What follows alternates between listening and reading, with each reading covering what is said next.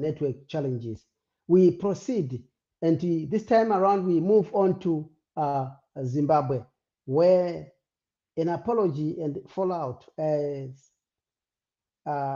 Zimbabwe independent retreats as ZBC missing millions storm collides with state power.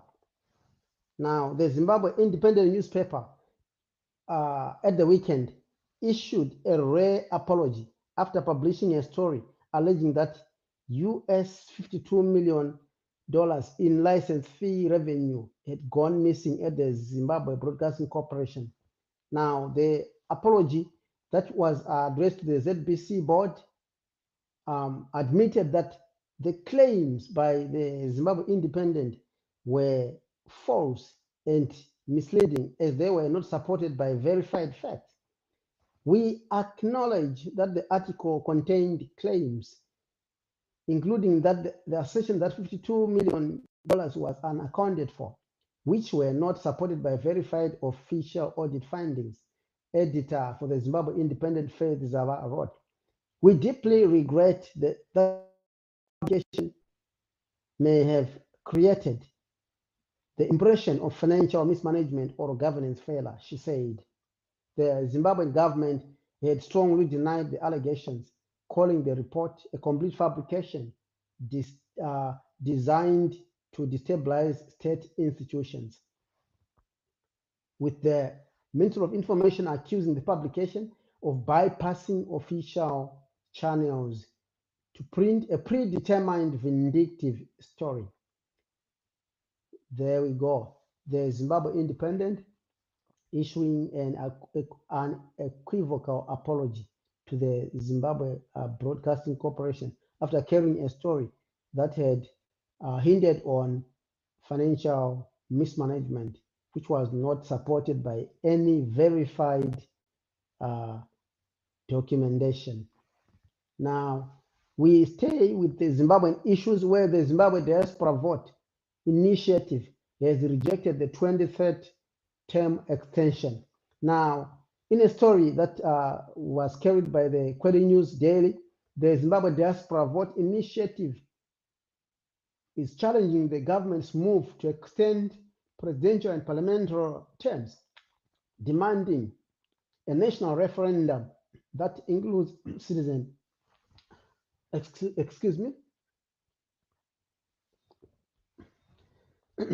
demanding a national referendum that includes citizens living abroad. The group argues that the proposed changes, which could keep President Emmerson Mnangagwa in power until 2030, require a public vote under sections 328 subsection 5 and 328 subsection 8 of the Zimbabwe Constitution. We acknowledge that Cabinet accepted the views of members of the ruling party ZANU-PF regarding the extension of the presidential and parliamentary terms to 2030. The group stated, "We trust that Cabinet will equally listen to the citizens outside ZANU-PF who oppose increasing the existing 5-year term limits for the president, parliament, and local authorities to 7 years," the Zimbabwe Diaspora Vote Initiative said in a statement. Zimbabwean embassies and consulates worldwide can serve as electoral centers, enabling millions of citizens living abroad to exercise their constitutional right to shape their own country and how it's governed. The group also said, as it reiterates its calls for all Zimbabweans living abroad to be accorded the right to vote in any elections to take place in the country in the future. Now, in other news, still staying in Zimbabwe, journalist Gideon Mazikatidze was remanded in custody over broadcasting cyberbullying charges. Now, Zimbabwean journalist Gideon Mazikatidze, employed by Bulawayo 24, was remanded in custody until February 23, 2026, after appearing before Harare Magistrate Ruth Moyo.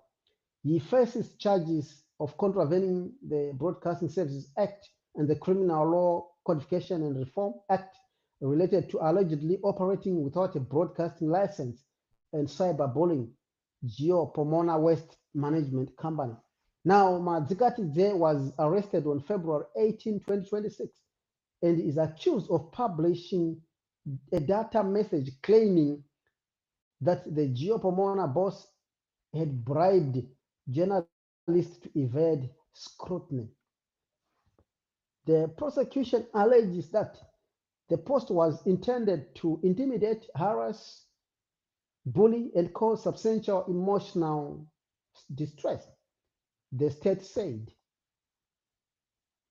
In his defense, lawyer Godwin Gia cited a heavy court role for the delay in filing a bail application, which will be heard on February 23, 2026.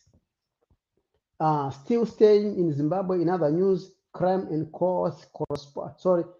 news where in the town of Kwekwe in the Midlands province, a midnight fatal shooting case saw the police making an arrest within 6 hours. Now, this is a story of 31-year-old man, Lieberman Lekwa Ncube, who was arrested in connection with the fatal stabbing of Future Makupe, also known as Chikule, in Kwekwe. The victim's body was discovered near a Newtown Roman Catholic church on February 18, and police recovered a blood-stained Okapi knife, believed to be the murder weapon. The Zimbabwe Republic Police confirms a case of murder where a man died after he was stabbed with an Okapi knife on 18 February 2026 at around 0030 hours. And the suspect was arrested within 24 hours thereafter, said Midlands Police spokesperson Inspector Emmanuel Mahoko.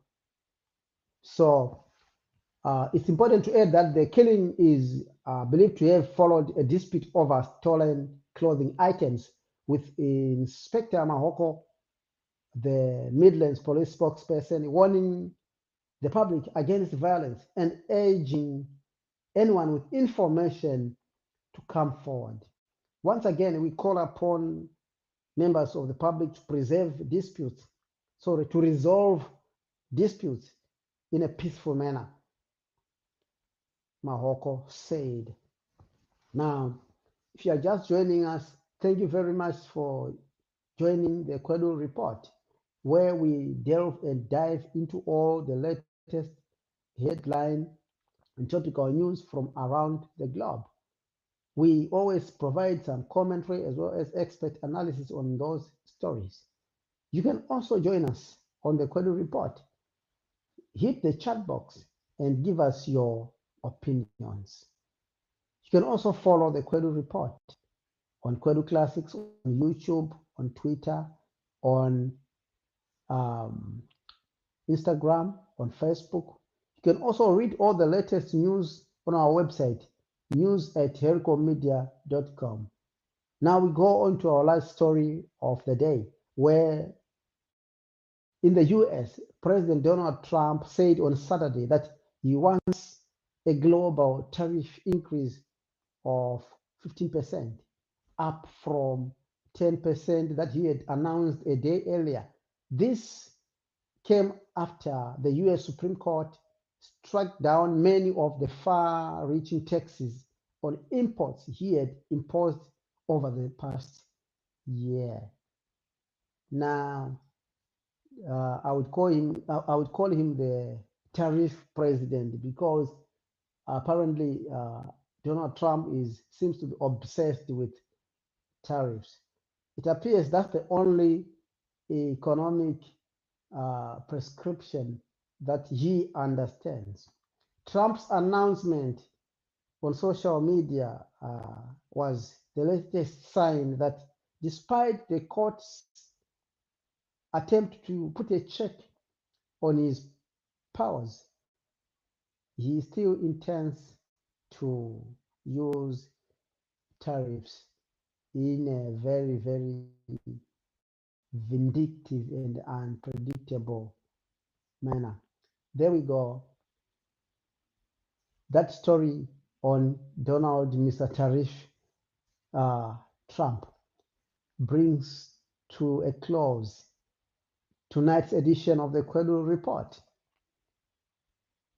You can always follow and like our page, Kwedu Classics, on YouTube, on X, on TikTok, on Facebook, and on Instagram. We also want to hear your comments on all these stories. And if you have any suggestions on stories that we should cover, we want to hear them. Hit the chat box and talk to us. Till we meet again on the program, the Kwedu Report. Thank you so much for joining us, and always have a good one.